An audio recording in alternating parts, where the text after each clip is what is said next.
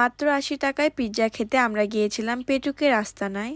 আসসালামু আলাইকুম এভরিওয়ান, কি অবস্থা সবার? It's me Snigdha from Snigdha talk. শুনলাম এখানে নাকি নতুন একটা রেস্টুরেন্ট হয়েছে, তাই কলেজ শেষ করে আমি আর আমার ফ্রেন্ড মিলে চলে আসি এই পেটুকের আস্তানায়। এখানকার ডেকোরেশন আমার মোটামুটি ভালোই লেগেছে, আর ছবি তোলার জন্য বেশ কয়েকটা জায়গা ছিল। তো এখানকার ডেকোরেশন ভালোভাবে দেখার পরে দেখি আমার ফ্রেন্ড এখানে আমার জন্য নুডলস আর পায়েস রান্না করে নিয়ে এসেছে। আর কলেজ শেষ করে আমার বেশ ক্ষুধাও লাগছিল, তাই মজা করেই খেয়েছি। তবে এইটুকু দিয়ে আমার একটু পেট ভরেনি। এরপরে চলে আসলো এখানে ৮০ টাকার পিৎজা। এটা লুক কিন্তু দেখে ভালোই লাগছিল, আর খেতেও কিন্তু বেশ ভালো ছিল। এরপরে অর্ডার করেছিলাম এখানকার বিফ বিরিয়ানি। দেখে মনে হচ্ছে খেতে অনেক বেশি মজার, কিন্তু মুখে দেওয়ার পরে আমার সাথে যা হলো তা বলার মতো না। প্রথমে আসি এই পিৎজার কথা। এটা কিন্তু খেতে আমার কাছে অনেক বেশি ভালো লাগছিল, যদিও এখানে একটুও চিজ ছিল না, কিন্তু মেয়োনিজটা অনেক বেশি মজা ছিল। প্রথমে ভেবেছিলাম ৮০ টাকার পিৎজা মুখেও দেওয়া যাবে না হয়তো, কিন্তু এটা খাওয়ার পরে আমি একটু অবাক হয়েছি, কারণ অনেক বেশি মজা ছিল। এরপরে আসি এই বিরিয়ানির কথায়। এটা একবার মুখে দেওয়ার পরে আমার কাছে কেমন একটা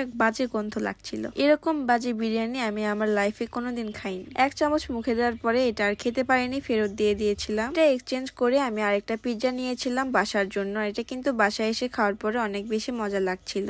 এরপরে মুভি দেখতে দেখতে আমি পিৎজাটা শেষ করলাম। আমার কাছে কিন্তু বেশ ভালো লেগেছে। আজকের ভিডিও এ পর্যন্তই। ভালো থাকবেন সবাই, আর আমার পেজটি ফলো দিয়ে আমার পাশে থাকবেন। আল্লাহ হাফেজ।